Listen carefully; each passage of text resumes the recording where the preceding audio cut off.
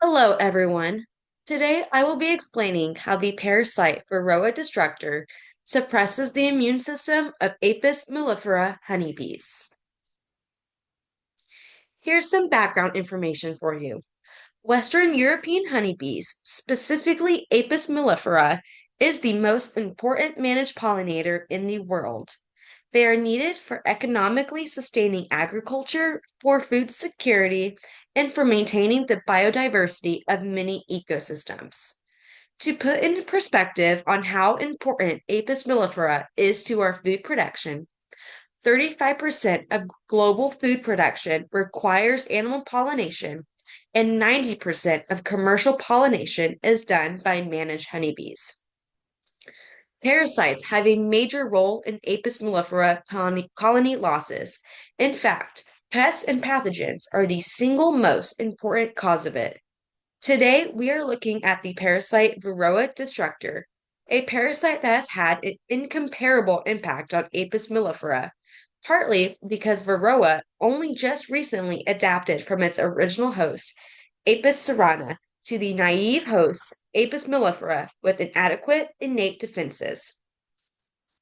Varroa destructor is an obligate ectoparasite that spends their entire lives inside a bee's nest, and no free living bee independent stages exist in their life cycle.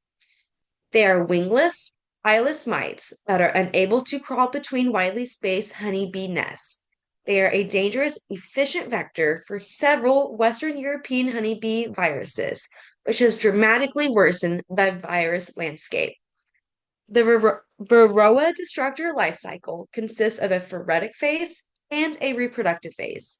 The phoretic phase is when a Varroa female adheres to and parasitizes adult bees, which allow them to be transported to worker or drone brood cells while they will reproduce. The reproductive phase is when the Varroa female actually enters the cells of a fifth stage bee larva. Once inside, the female mite hides underneath the larva's food until the cell is capped. Mite infestation during pupal development also has an effect on the immune capacity of juvenile Western European honeybees, and sometimes even on adult bees. Proteins found in the saliva of Varroa mites can negatively affect Apis mellifera's immune system and promote viruses associated with mite parasitism. Antibacterial peptides such as abacin and defensin are immune responsive and can be measured to determine an immune response.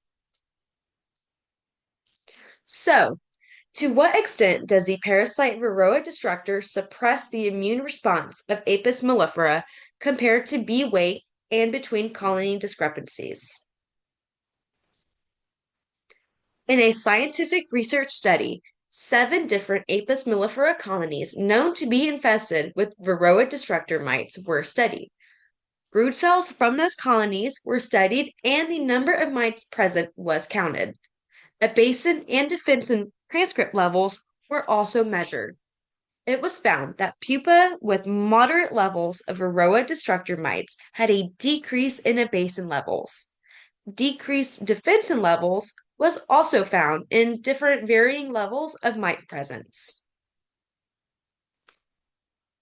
Then, the Apis mellifera bees from these 7 different colonies were weighed and compared against their abacin and defensin levels.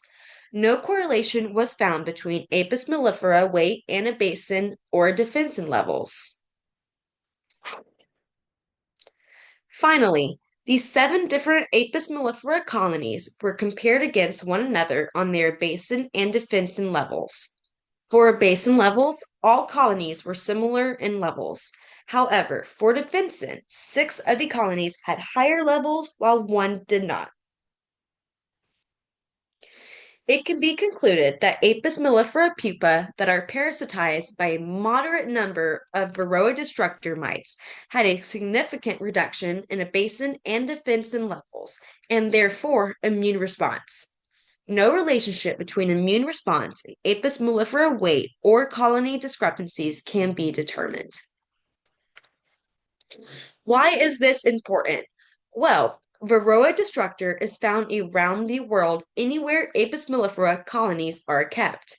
In fact, you are more likely to come across an Apis mellifera colony infested with Varroa mites than one that is not. The mites' impact on the Western European honeybee immune system proves that they are more than likely also more susceptible to any pathogens the mites may carry. This includes deformed wing virus, which ultimately causes the death of the infected bee. In fact, in the absence of the Varroa mite, these viruses have only been considered minor problems for Apis mellifera until Varroa destructor came along. Varroa control strategies have had to become an integral part of beekeeping in order to keep infestation levels below the damage threshold or reducing colony losses caused by this parasite. Chemical control strategies exist, such as synthetic miticides. However, only a limited amount of molecules are available.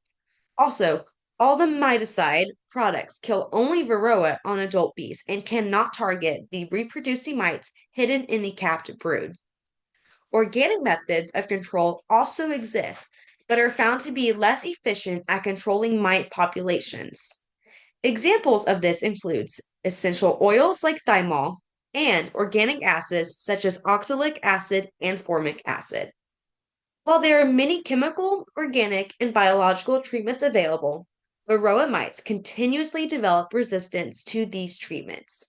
So, an urgent need for new active compounds capable of destroying the mite without harming the bee or bee's products exists. A decrease in honeybees and therefore honeybee products would result in the human diet drastically becoming impoverished.